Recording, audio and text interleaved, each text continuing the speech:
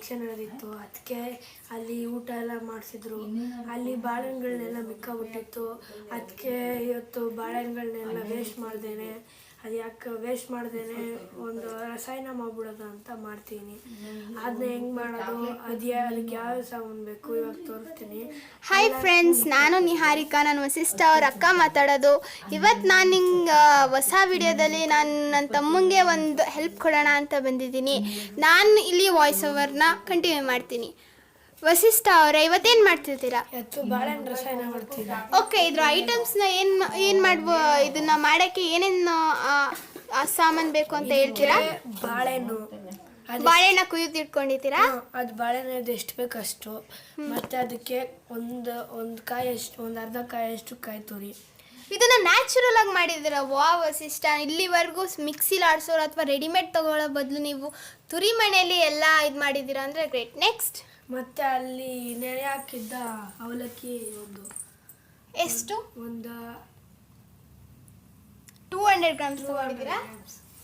ಹೌದಾ, ಇವಾಗ ಮಾಡೋದನ್ನು ನೋಡೋಣ. ಇವಾಗ ಫಸ್ಟು ಬಾಳೆಹಣ್ಣ ಕಟ್ ಮಾಡ್ಕೊಂಡಿದ್ದೆ. ಅದಕ್ಕೆ ಇವಾಗ ಬೆಲ್ಲನ ಕುದಿ ಸ್ವಲ್ಪ ಇದು ಕೊರ್ದಾಕದ.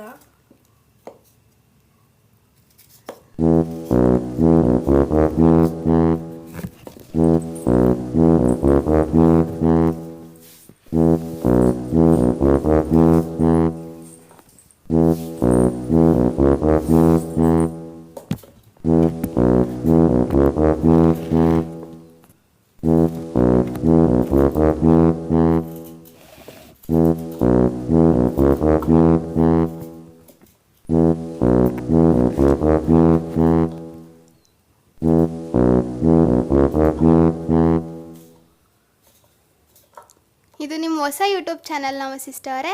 ಇವತ್ತಿನಿಂದ ಟ್ರೈ ಮಾಡೋದು ಅಂದ್ಬಿಟ್ಟು ಮಾಡ್ತೀನಿ. ಹೌದಾ, ನೀವೇನು ಓದ್ಕೊಂಡಿದ್ದೀರಾ? ನಾನಿವಾಗ 7th. ಹೌದಾ, ನಿಮ್ಮ ಫ್ಯಾಮಿಲಿ? ನನ್ನ ಫ್ಯಾಮಿಲಿ ಎಲ್ಲ ಮಂಡ್ಯದಲ್ಲೇ ಇರೋದು. ಹೌದು, ತಾವುಗಳು ಮಂಡ್ಯವಾಸಿಗಳು. ಇದು ಯಾರ ಮನೆ? ಇದು ನಮ್ಮ ಅಜ್ಜಿ ಮನೆ. ವಾವ್, ಮನೆ ತುಂಬ ಚೆನ್ನಾಗಿದೆ.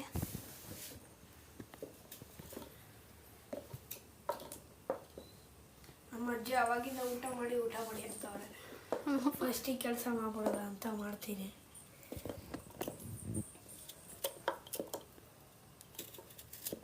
ಇಷ್ಟು ದೊಡ್ಡ ಪಾತ್ರೆ ಯಾರಿಗೆ ಅಂತ ಮಾಡ್ತಿದ್ದೀರಾ? ಇದು ಬಾಳೆಹಣ್ಣು ಇಕ್ಕೊಂಡಿತ್ತು.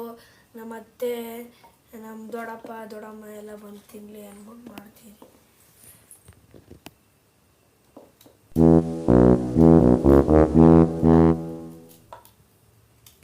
ಇವಾಗ 2 ಬೆಲ್ಲನ ಚೆನ್ನಾಗಿ ಕೊರೆದ್ಬಿಟ್ಟು ಹಾಕೊಂಡಾಯ್ತು. ಇವಾಗ ನೆಕ್ಸ್ಟು ನಾವು ಇದನ್ನೇ ಚೆನ್ನಾಗಿ ಕಲಿಸ್ಕೋಬೇಕು.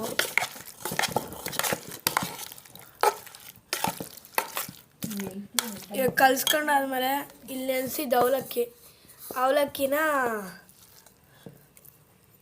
ಹಿಂಗೆ ಹಾಕೋಬೇಕು, ಉದುರಿಸ್ಕೋಬೇಕು ಮೇಲ್ಗಡೆ.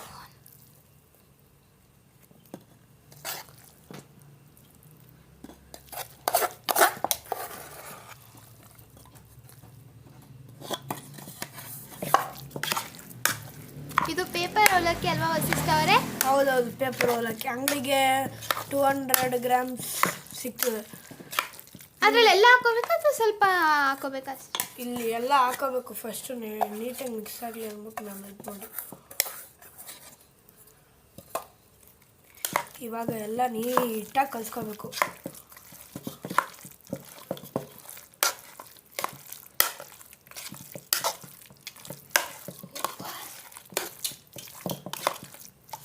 ಎಲ್ಲ ನೀಟಾಗಿ ಕಲಸೈತೆ ನೋಡಿ. ತಿಂದರೆ ಒಂಥರ ಒಳ್ಳೆ ಟೇಸ್ಟ್ ಹೊಡೆಯುತ್ತೆ. ಇವಾಗ ಕಾಯಿ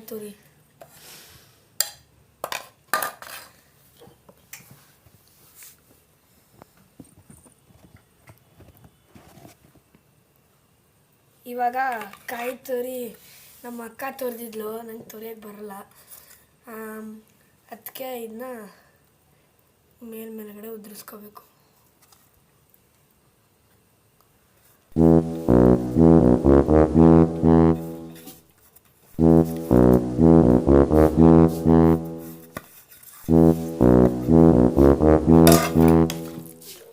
ಮತ್ತು